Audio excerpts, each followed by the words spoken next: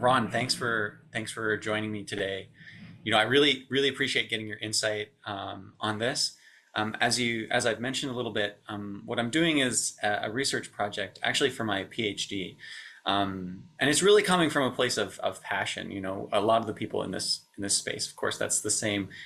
I looked at, coming from my undergrad in marketing, I looked at what's going on in tabletop role-playing games, and it just didn't make a lot of sense. I mean, it was amazing, but marketing can't explain it. And And so, did mhm. you get a chance to listen to the interview with Noon? Yeah, I did. I Okay, listened okay. to the interview, but I think the one that I found in the written, it said that it was 2 hours, but the video that I was able to watch was only I think 30 minutes. Oh, you see that it was in several parts. Oh, okay. Right. So sorry, I didn't get to Oh, listen to the whole thing then. oh, that's a shame. Okay, I may have to repeat some things, but now I know what they are. So, okay. Sorry, I did interrupt your preamble though, so please continue. No, that's all right. Yeah. Yeah, coming into my PhD, I was really looking at what's going on here, and more, it's converged on this idea of kind of creating. And one of the more unique things that I see, a trend that I'm seeing in the tabletop role playing games space compared to other markets that have a lot of kind of creativity, are these open licenses.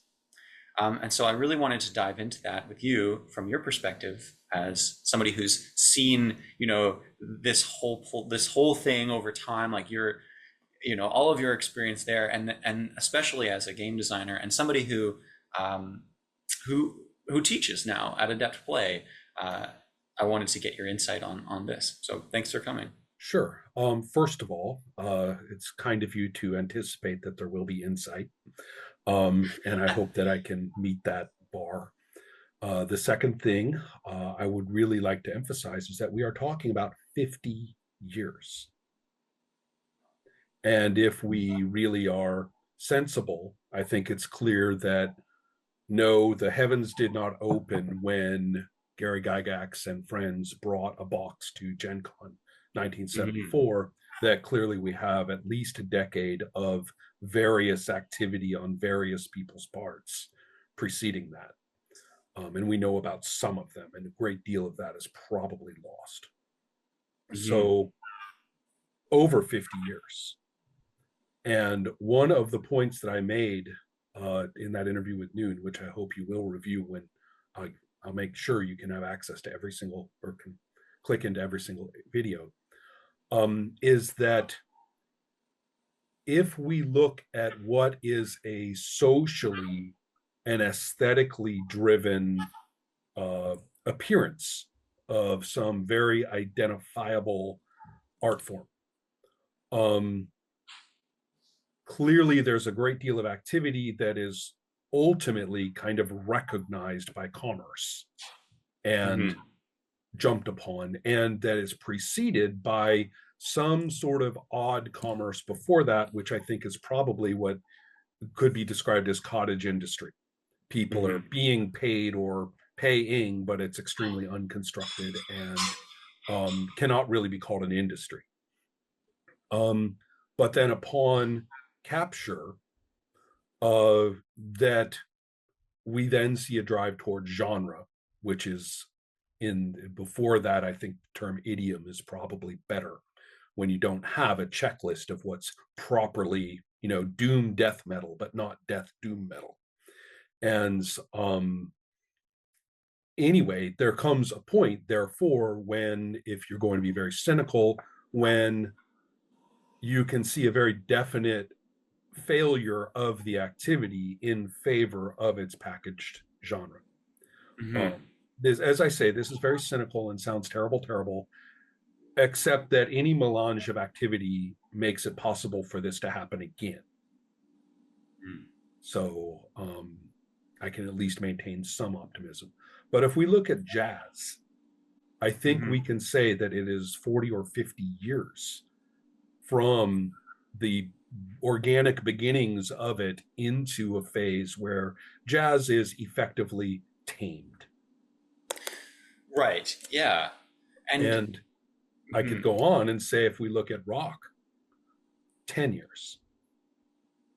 And when you say tamed, you're referring specifically to these commercial influences. Is that correct? Partly, it also involves much more than commercial influence. It involves an uptake at a social level, an adoption of a vocabulary, and in particular, a choke point. You see, I don't think commerce is evil per se. I do think, however, that distribution choke point is Okay. Can access you? to be able to do it and access for anything you do to actually get anywhere to anyone else. If it has to go through a very narrow set of judgment in this regard, Mhm. and that the people making those judgments have very definite priorities of their own. Um, and this isn't actually very difficult. You could find this analysis from many different ideological positions, but nobody's disputing what actually happens. Mhm. Um, if you're interested from a fairly intense intellectual sociological perspective, the book Subculture: The Meaning of Style Mhm. by Dick Hebdige from the late 70s is highly recommended. Um, but the point that I'm trying to make is I said that the phase for rock is shorter than what happened with jazz. And then I like to say for punk, less than 5 years. I mean, the Right. term was barely coined when it was Mhm. codified. And all of a sudden, the wealth of bands that you, and also that today, that also leads to the point that nobody knows like what is or isn't punk. I see. I mean, Yeah. So using that kind of idea of a subculture, what subcultures do you see? Have you seen in within the TTRPG space? well, the first thing is that gaming is one thing, but gaming as we currently know it did not exist in the original decades. Um, it's all of its precursors were there, but gaming as we know it generally has origins more in the soon to be created computer games like Zork and stuff like that. Mhm. And I actually don't think that tabletop role playing is gaming as an activity. I see. I So regard it. how Okay, would you describe it to somebody who had never heard of one of these things before? I do this frequently. It's a medium. Okay. It's a medium just like a canvas and paints are a medium, or Mhm. audio waves through a particular device is a medium, or any other such thing. And Mhm. like all media, the particular details of its operation in any given instance, well, those vary all over the place. I see. And furthermore, content is literally open. Media do not define their content. Mhm. And whatever it was that Marshall Scott McLuhan was saying with his famous phrase, the answer is no, not always, and not at some baseline level. Perhaps he Mhm. was talking about a phenomenon, but he was not talking about reality as such. In reality as such, the medium itself is not the message. The medium can contain or be used as a form of expression for anything, just like pages and a pen. I see. So in the same way that pages and a pen, like if you were to look at literature as a medium, you would say Okay. that Mhm. this Go ahead. this is a medium that is defined by uh, words on a page, right? I guess like that's a simple thing. Crudely, yes, but yeah, go on. Uh-huh. Okay. Because we Um, can specify it down into subs, but you see, that's some other academic's problem, not mine. Right? okay. Right. When is a book not a book but a folio or blah blah blah? I don't care. Right? But Well, go on. the same question then comes back to TTRPGs. Like, are there anything? What, if anything, could you say sort of defines all of the things that could be classified as a Sure. TTRPG? It is the particular activity, that I will describe in a moment. And I teach a whole class on exactly this point, which Mhm. is it's defined by a phenomenon called reincorporation, which I did not define or identify first. I have recognized this as correct when other people have said it, which is that if a particular entity or referred item is introduced into the speaking space among us, when someone else operates upon it, is reincorporation. I Okay. say the sword flies across the room and bonks off the wall and clatters onto the floor, and you say I dive for the sword. So if we looked at a transcript, I could circle sword and draw a line and circle sword again, and it's someone else. So that means that if reincorporation therein is the activity, then what is the medium itself? The medium itself can only be called listening. And this is a problem because if I say, oh, it's listening, everybody thinks that I'm blowing feel-good smoke, because listening is good, right? It's good for relationships. It's good for workplaces. It's good for this. It's good for that. I'm not talking about that at all. I'm using it in a very technical sense, that the human act of listening makes the artistic act of reincorporation possible. And therefore the listenings, the space, I said speaking space a minute ago, and I knew I would have to amend it. It's not a speaking space at all. It's a listening space. So the act of the act of the contribution, the creativity, like, because there's the listening of the thing that has been Right. put out there, but also the act of putting something out there Well, the feels like act a. of putting something out there is not sufficient. Mm. I And see. mhm. Hmm. And But it is a core part of the experience as well, though. there has to be something to listen to, certainly. But if you have people speaking without the reincorporation happening, or doing as little of it as possible, so that they don't have to, really, in fact, Mm. rejecting pieces of it that they don't like, for example, um, then you will find yourself in the failure of the medium. And in Mm. particular, if the contributions are not organized, this is the important thing about the speaking, is the organization of the speaking. Who gets to say what about what? Mm. And when I say, that's tricky because there's two kinds of talking. One is this diegetic talking that I'm talking about, that I'm discussing right now. And then there is table talk, blah, blah, blah, chatter. And Mm. so when I'm talking right now about organizing the speaking, I am restricting my attention to the diegetic talk. But that doesn't mean that the table talk can't bounce all over the place. Right. I'm also interested in the kind of talk that happens outside of the experience itself, the kind of talk that contributes to, like, the continuity of this medium more Right. on a macro level. Who gets to Yes. decide and how we organize what is our emerging understanding of what tabletop role-playing games are.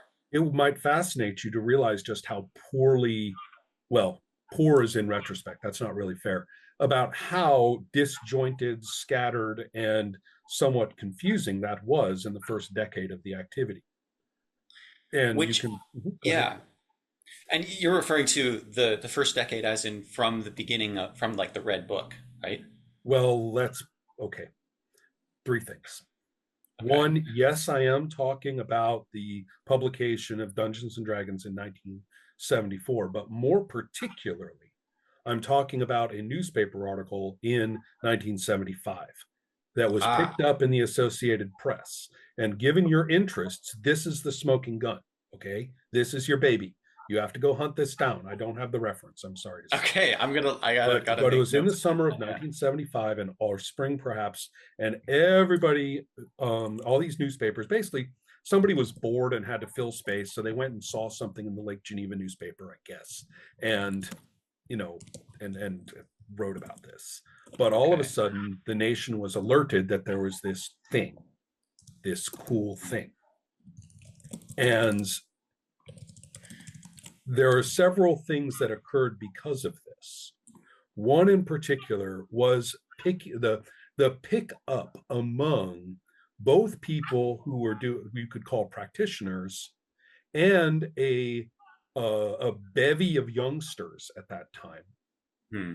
who wanted to believe that this was true more than anything, that this was a hot new thing.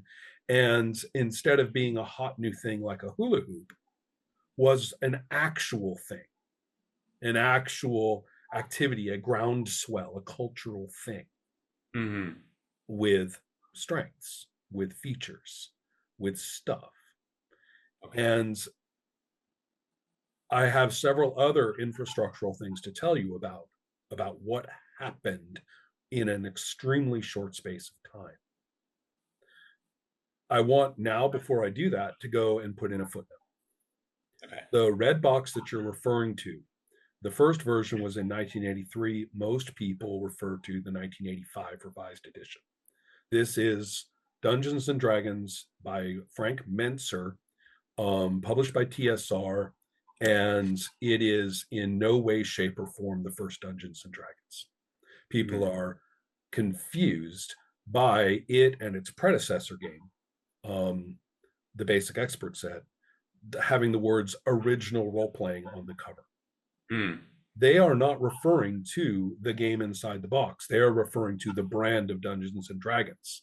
This was during a period when it became very clear that the Bloom family could not lawfare its way out of this. There was going to be a plethora of role-playing games with a plethora of techniques, and that all Hmm. of them could lay claim to being a role-playing game. And there is nothing they could do about it.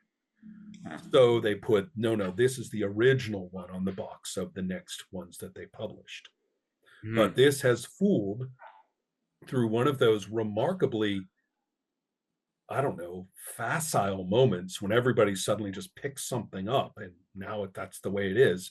This has fooled generations into thinking that they played original Dungeons and Dragons because I had Red Box, published in 1985. 10 years or more 10 or more after. years, and more than that, that there had been no less than one, two, three, three and a half to four versions of Dungeons and Dragons published before that. And so I mean versions of Dungeons and Dragons. The resemblance between Mentzer's version and anything that had come before it, except for one, is minimal. Mm. So do not Hmm. do not consider Dungeons and Dragons to be a continuous phenomenon. It has passed through multiple creators, multiple economic delivery systems, the social delivery systems of how people get it, multiple audiences, and multiple owners. So as a brand, however, it is continuous in that sense. I don't know quite what you mean by that. That seems to me to be, how am I going to put it? That's a little bit like saying, well, okay, I don't know what word you want to put on this. Let's take a political party. Sure. Any political party in the United States, for example, in which I think that neither of us is sitting in. But if we can take one of those, and there is a very strong sense that these things have historical continuity. Hmm. Anybody with any brains whatsoever who looks at it for more than 2 minutes realizes that the label has persisted, and what's in the box and what for has not only changed, but has changed in a discontinuous way, Mm. has changed with fits and starts and full turnovers and things like that. So that it is not, a slowly evolving, river of continuity. And okay, it looks different now, but it is the same river. And I would say, no, it's not. The label has been a powerful thing under which to put the financing, the political alliances, the efforts, and the Hmm. issues of a given time, and what sectors of the public and private are actually throwing their weight in there has no, in reality, those have literally no interest and no causality from the past. Okay. Same thing Okay. with Dungeons and Dragons. So if you just want to say that the label has been in constant publication throughout, sure. So what? Well, so the people who don't take the moment to think about it do potentially see that continuity and may change their behavior or change their understanding of D&D because of this. Well, Like I'm not. you're talking about the reality being like the actual sequence of events, but the way that people understand it, for because of this, because of the label or a variety of other reasons, uh, does have implications on the Of way they course, see things. we all operate off of constructions. And constructions at this mass level are why I get pissed off when I go to a discussion of biology, science, humanity, and literature, and everybody talks about the island of Dr. Moreau, and Mhm. not a single one of them has actually read the novel or knows what's in it. But they all know what the island of Dr. Moreau means at some larger reference point, which is entirely discontinuous with the actual book, for example. I see. So I'm aware that these things are the case. I'm trying to point out to you that I kind of live in, as best I can, in a space more in contact with the guts and nuts and bolts of what's happening, Okay. particularly when, or at least that's where my analysis runs. Hmm. My analysis runs in that direction. So I'm not going to argue with the facts that you've presented about that. I am going to say I want to focus on the causalities that actually occur. Okay. If that makes In sense. that case, I'm fully for this then. I want Excellent. to hear about those facts. Okay. Well, here's another one. First of all, well, to review, we had that article in the Associated Press, which means that it ran in newspapers across the nation. Yeah. So you know what that is, and so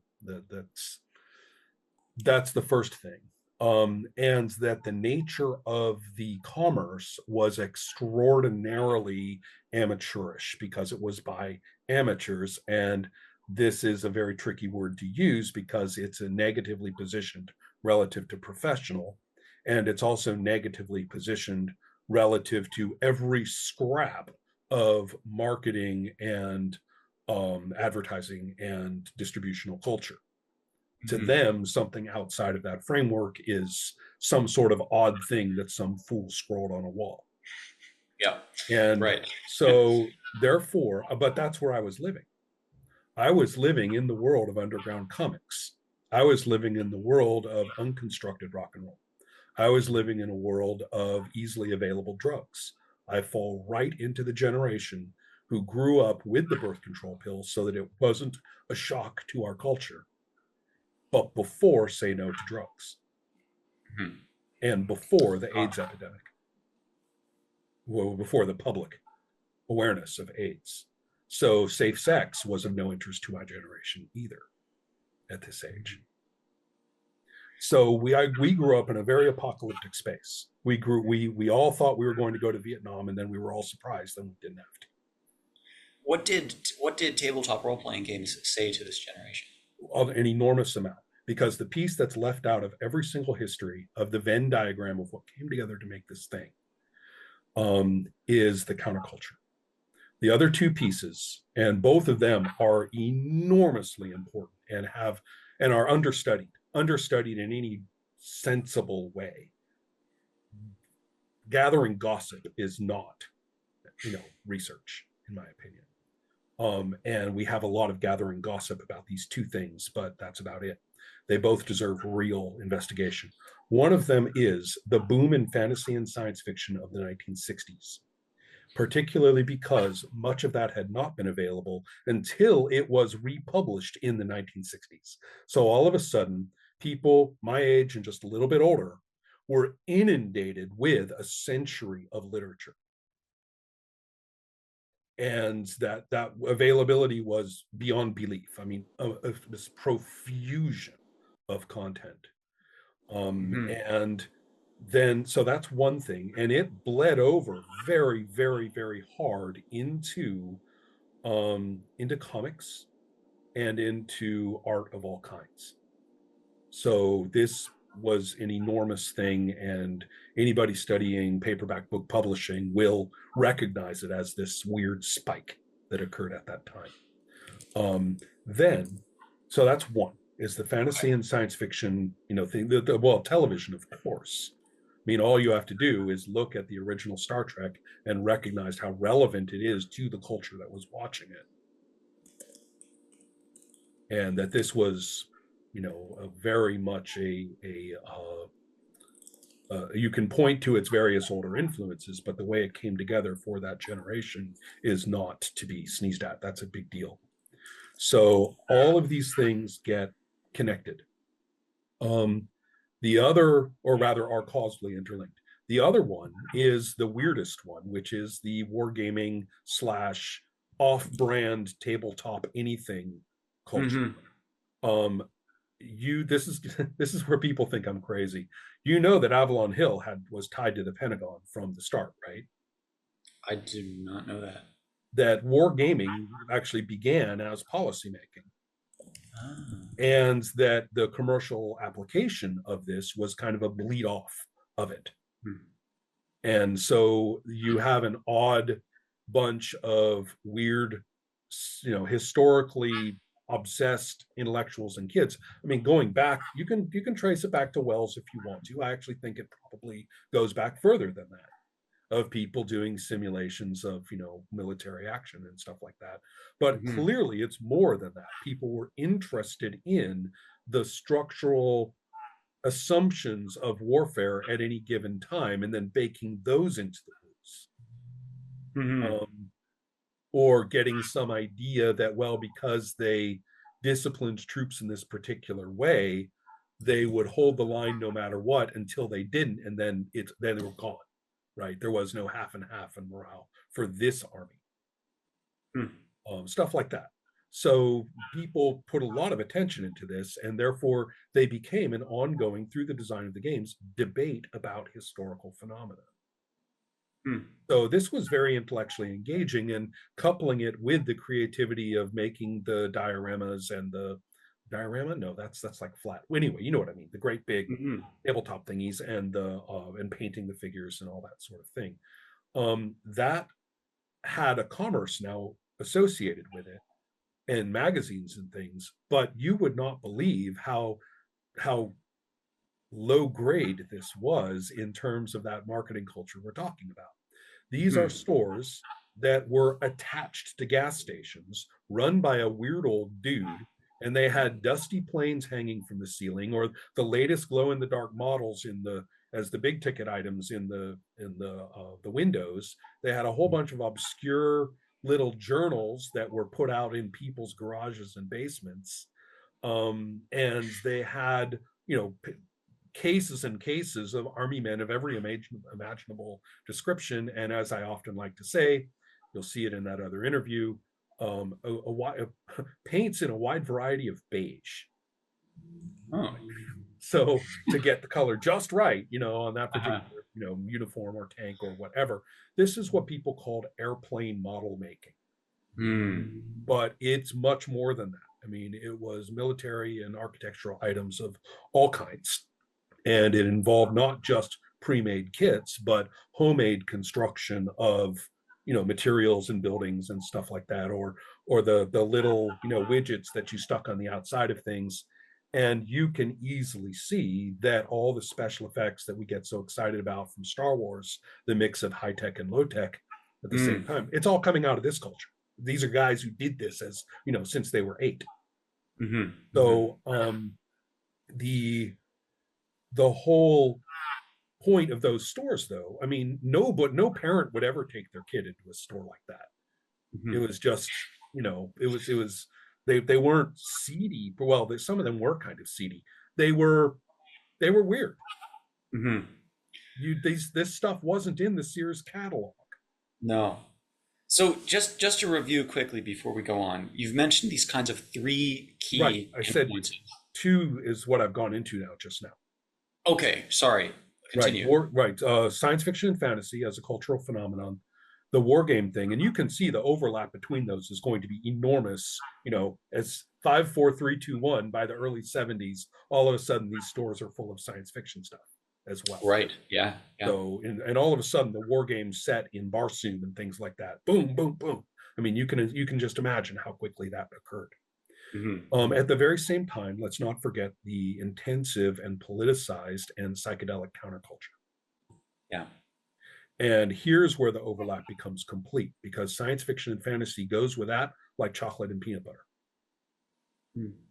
And if you look at the underground comics and you look at the psychedelic rock albums and you look at and I could keep going on and on and on, all the developments in science fiction and fantasy, and how all of this was picked up in the underground cartoonists and the radical newspapers, that Mm. these that the all of the artists, and many of them worked for the mainstream companies as well. So there is a big overlap between working at Marvel and working at Yellow Dog Comics or something like that. Yeah. So it's an enormous what was the last gasp? Yellow Dog was a title, not a company. Anyway, you can name your company now. So you have all of these things going gangbusters, and the overlaps and the examples I could give are pretty remarkable. Hmm. Um, the the notion that liberated women would be role playing and cosplaying Red Sonja in the in the metallic bikini, and would be drawing under, and those same people, the same woman, Wendy Pini, is drawing underground comics that would Hmm. boom into one of the more popular franchises of the 80s. I mean, all of this is happening. And the half of these people are rock musicians too. Mm. Okay. So to be involved in this is also politically very interesting, because although not everybody in the wargaming and tabletop scenes swung militaristic conservative, a lot of them did. But the in the what we call the decent interval period of the Vietnam War, which was the period when the US administration knew that they were going to leave. They just Mm. wanted to not run, right? So they called it a decent interval, this phase where when the public's not looking, then we'll scoot, right? And Hmm. Hmm. so there was, during that particular phase, the politics of just the ordinary, you know, 15 to 25-year-old were very much in a confused flux. We're talking about Nixon's second term and Ford's first term. Everything Yes. was up in the air. Because what you've mentioned kind of this counterculture, but then also like a conservative kind of militaristic lean. Can you explain to me how those intersected in this space and how it manifested in the kinds of games people were making before? If I were a little bit older, I could speak to it on a what someone actually said to another person. Okay. I can talk, speaking as at the time somebody about 12 to 15. Mm, mm, It's much rawer in my experience and harder to capture verbally.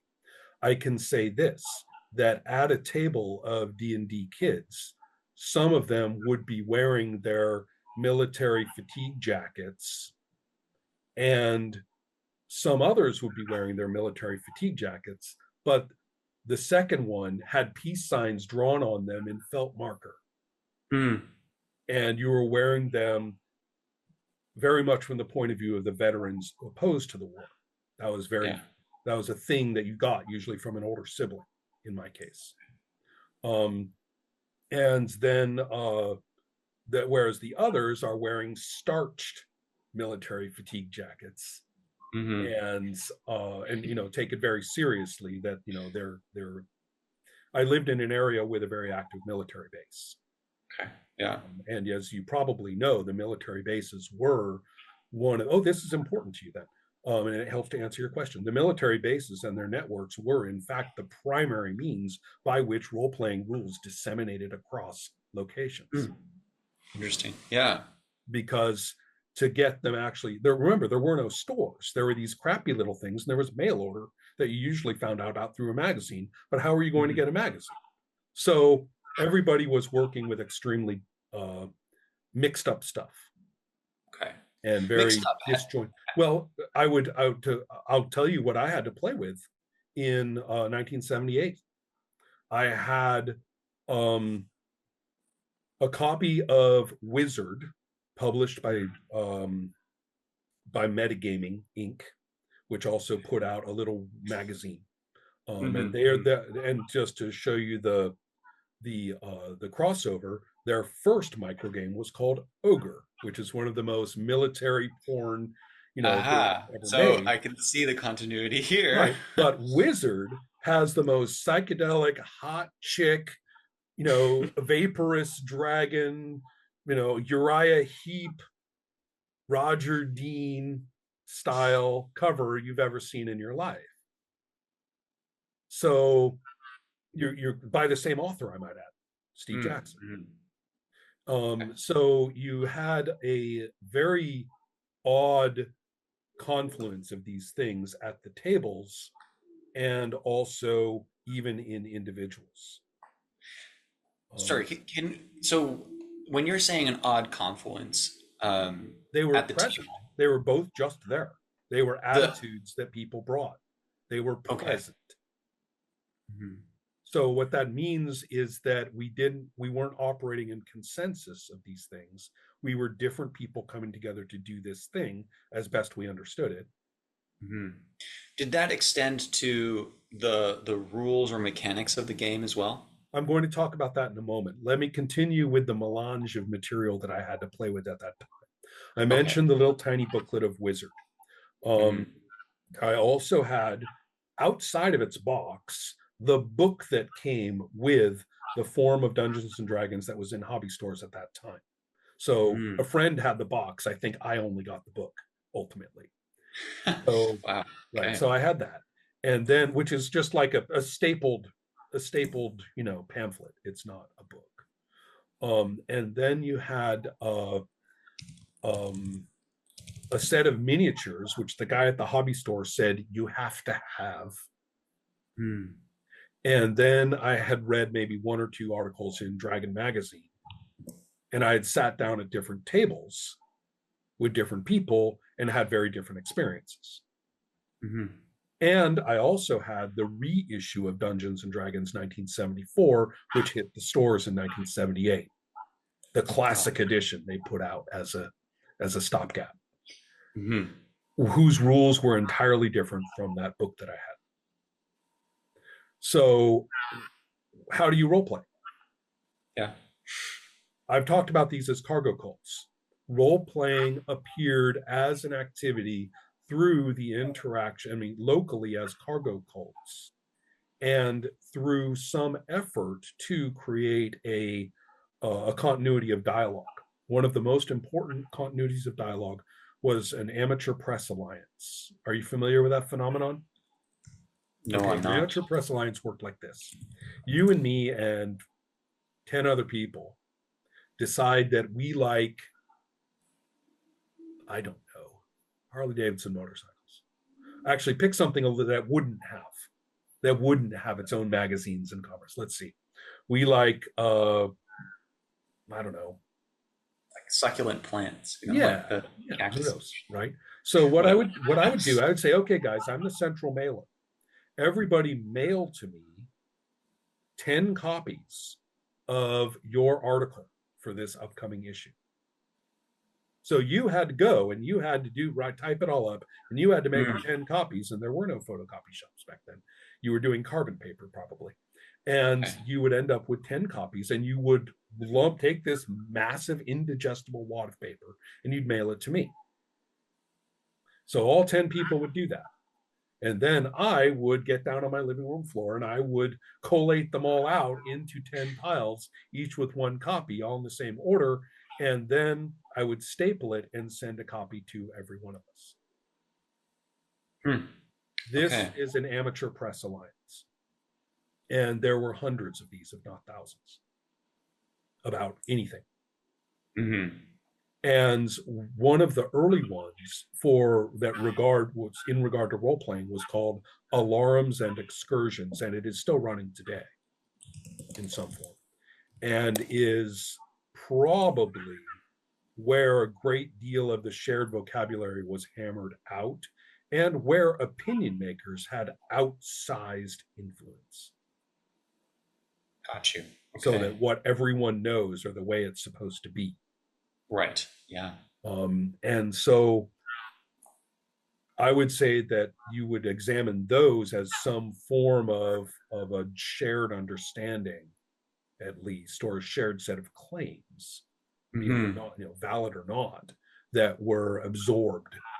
And then most of us encountered those things because I was not a member of Alarms and Excursions. I'm speaking of this, as now as a historical observer, but things that were said there bled out to us in the at the tables when you met an older person who would DM, when Mm. you met a group, when you got together with a group of people for a summer at some program, like a summer program, um, and you would play Dungeons and Dragons, they would people would say, "Oh, well, this is how it is," and those of us sitting there with our scattered remnants of various rules and games would go, "Okay, I guess."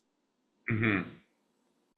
There's an So, authority at the table right, coming from the people who were involved in this sort of thing. correct. And that, And especially that you should recognize that the conventions were not like the conventions today. The first convention, like the one at Lake Geneva, those were primarily for the war game mm. stuff. And so the influences that I talked about, the other influences, tended to be uh, more aesthetically driven, table by table, or most particularly title by title of published games. Okay, I see. You may not know how many role playing games were published in the 1970s. There's an I don't. enormous, it's enormous, Hmm. dozens. There's a huge library with an enormous variety of technique. The rules are so different. I've often said that when people said my work was amazing and innovative in the early 2000s, I was puzzled. I was like, but I learned that in 1979.